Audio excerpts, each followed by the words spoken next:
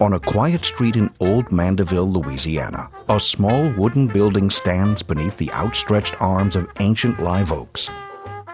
Its simple and unassuming appearance belies its treasured past, its purity, and its place in history as perhaps the oldest virtually unaltered rural jazz dance hall in the world. In early New Orleans, they had what they called benevolent societies. They all had social halls where they would hold events. In 1895, the Dewdrop Social and Benevolent Association built its hall here on Lamarck Street, just blocks from the north shore of Lake Pontchartrain.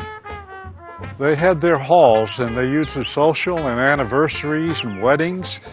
And the most popular form of entertainment during the turn of the century was a dance. Because these are social organizations that are about uplift and about helping the community in general, I mean, they were known for their good works. And so the idea that they would do fundraisers with music, with preferably jazz bands, throw dances to raise money for good causes within the African American community in the North Shore makes perfect sense.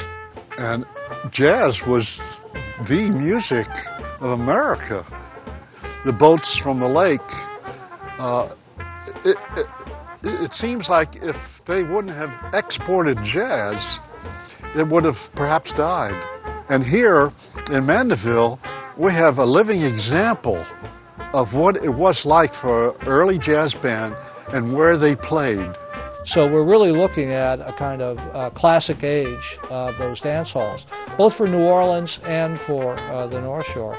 And that classic age was primarily the 1920s. But we can track a lot of New Orleans musicians to places like the Dewdrop Inn in Mandeville. There's a wonderful photograph of Buddy Petit taken on the North Shore in the early 1920s. And he's working with some guys who are residents of Mandeville, like Buddy Mandalay. So Mandeville factors pretty early on. I'd say by 1918, certainly, we know there are jazz bands going up to perform at Mandeville at the Dewdrop Inn. But the amazing thing about it is that it is still standing. So many places in New Orleans were just plowed down. Today, the Dewdrop's legacy and Mandeville's role in the development of an American art form are seen as significant. The fact that it did have jazz bands performing there regularly and that it is in such good shape means that it is one of the very few surviving halls that goes back to the late 19th century. We have the actual place that jazz people of historic value, a notation, played. This is a place that it actually happened. It's like going to a historic place, like the Roman Colosseum, and think that, wow, I'm just sitting in front of history. And that's what the Dewdrop is. Now, the Friends of the Dewdrop, a 501c3 nonprofit organization, is dedicated to preserving the hall and promoting its significance through regular concerts, lectures, and other efforts aimed at embracing the Dewdrop's vibrant past while promising its future.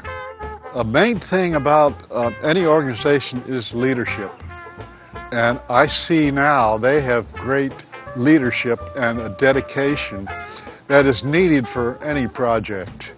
And I'm so pleased that they invited me down and I got the old band together and I was able to at least show that there's a reason for saving the Dewdrop, not only concerts and everything, but the history of it as you just look at it.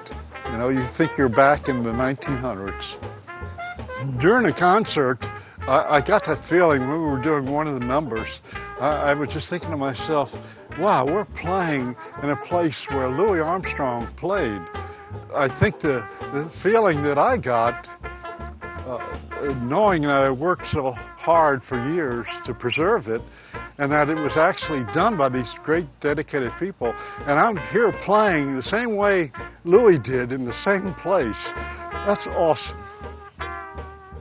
It's really great that people are recognizing that Mandeville's an important part of the jazz story, that there's a dance hall there that can be renovated and used to interpret Mandeville's role in jazz history, and that governments are getting involved and people are getting involved to raise money to make these things happen.